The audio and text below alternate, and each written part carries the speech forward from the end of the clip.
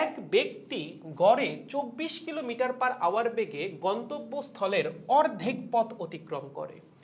বাকি পথ কত বেগে চললে ওই ব্যক্তির সম্পূর্ণ পথ 32 কিলোমিটার পার আওয়ার গড় বেগে অতিক্রম করা হবে।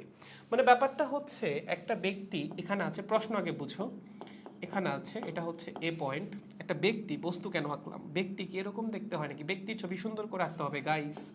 এই হচ্ছে ব্যক্তি, ব্যক্তির পা, ব্যক্তির হাত, ব্যক্তির চুল, ঠিক আছে। এখন ব্যক্তি কি করবে, সামনের দিকে যাবে, তাই না? চলো রাস্তাটা আঁকো, এই হচ্ছে রাস্তা। ব্যক্তি যাবে কোথায়? ব্যক্তি যাবে হচ্ছে এখানে ভাইয়া, এটা হচ্ছে ব্যক্তির ফাইনাল ডেস্টিনেশন। Okay fine. আমাকে কোয়েশ্চেনে বলছে ব্যক্তির যে টোটাল যাত্রাপথ, এই ধরো তার টোটাল যাত্রাপথ, এই হচ্ছে টোটালটা, ঠিক আছে, এটা হচ্ছে এক্স। এই যাত্রাপথের অর্ধেক পথ সে অতিক্রম করছে কত বেগে? 24 কিলোমিটার পার আওয়ার বেগে, ঠিক আছে। বাকি অর্ধেক পথ সে কত বেগে অতিক্রম করছে সেটা বলা নাই, সেটা তোমার বের করা লাগবে। ধরলাম বাকি অর্ধেক পথ সে ভি বেগে অতিক্রম করছে। প্রশ্ন করছে এই ভি এর মান কত হইলে তার টোটাল যাত্রা পথের গড় বেগ হবে 32 কিলোমিটার পার আওয়ার। তার মানে আমার বাকি অর্ধেক পথের বেগটা বের করা লাগবে, যার জন্য এভারেজ ভেলোসিটি হবে 32 কিলোমিটার পার আওয়ার। কি ফর্মুলা অ্যাপ্লাই করবো ভাইয়া? V average is equals to 24 plus V by 2 into 24 plus V divided by 2। না, ওটা তো মধ্যবেগ, আমাকে তো মধ্যবেগের কথা বলে নাই, আমাকে বলছে গড়বেগ হওয়া লাগবে 32। তাহলে দেখো কি করবা। প্রথম কথা আমি ধরলাম এই অর্ধেক পথ যাওয়ার জন্য তার সময় লাগছিল t1 এবং বাকি অর্ধেক পথ যাওয়ার জন্য তার সময় লাগছে কত? t2।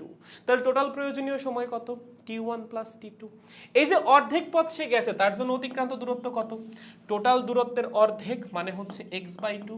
বাকি অর্ধেক সে যখন যাবে তখনও তার কতখানি দূরত্ব অতিক্রম করা লাগবে? টোটাল দূরত্বের অর্ধেক x/2।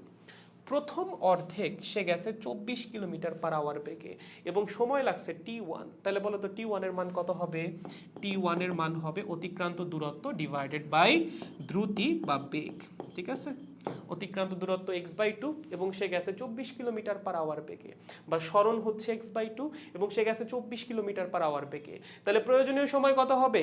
x/2 টোটাল সরণ ডিভাইডেড বাই টোটাল সময়, সরি প্রয়োজনীয় সময় হবে হচ্ছে টোটাল সরণ ডিভাইডেড বাই বেগ। ওকে, কারণ সে হচ্ছে 24 কিলোমিটার পার আওয়ার বেগে অতিক্রম করছে, যে একটু আগে যে ম্যাথটা করে আসলাম গড় বেগ পড়ানোর সময়, ওইটার মতোই। So x divided by 48। Okay, এত ঘন্টা সময় লাগছে কিসের জন্য? এই প্রথম অর্ধেক যাওয়ার জন্য। তাহলে ভাইয়া দ্বিতীয় অর্ধেক যাইতে কতটুকু সময় লাগবে? দ্বিতীয় অর্ধেক যাইতে প্রয়োজনীয় সময় হবে অতিক্রান্ত দূরত্ব বা সরণ ডিভাইডেড বাই দ্বিতীয় অর্ধেকের বেগ। দ্বিতীয় অর্ধেকের বেগ তো আমরা জানি না, ধরছি ভি, তাহলে ডিভাইডেড বাই ভি, তার মানে x/2v। ওকে, তাহলে বলো তো টোটাল প্রয়োজনীয় সময় কত? টোটাল প্রয়োজনীয় সময় হচ্ছে t1 প্লাস t2। টোটাল অতিক্রান্ত দূরত্ব বা টোটাল সরণ কত? সেখান থেকে ওখানে গেলে কতখানি যাবে? x মিটার যাবে বা x কিলোমিটার যাবে, তার মানে টোটাল সরণ হচ্ছে x। তাহলে ভাইয়া গড় বেগ কত হবে? গড় বেগ হবে হচ্ছে টোটাল সরণ ডিভাইডেড বাই টোটাল সময়, সেটার মান দেওয়াই আছে 32। ওকে, টোটাল সরণ কত? x। ওকে, টোটাল সময় কত রে? টোটাল সময় হচ্ছে t1 প্লাস t2, মানে x/48 প্লাস x/2v, তাই তো? হ্যাঁ ঠিক আছে, ইজ ইকুয়ালস টু 32। এখন জাস্ট সমীকরণ সলভ করা লাগবে। চলো এখানে যদি আমরা লসাগু নেই তাহলে কি আসবে? আয় হায়, আচ্ছা না সহজই আছে। এখানে আসবে হচ্ছে 2vx plus 48x divided by হচ্ছে 48টা 2 তে গুণ করলে 96v, মানে লসাগু করছে আর কিছু না, ইজ ইকুয়ালস টু 32। ওকে, এখন যদি 96v কে উপরে নিয়ে যাই তাহলে আসবে হচ্ছে 96vx ডিভাইডেড বাই, নিচে x কে কমন নেওয়া যায়, x কে কমন নিলে আসবে হচ্ছে 2v plus 48 is equals two 32।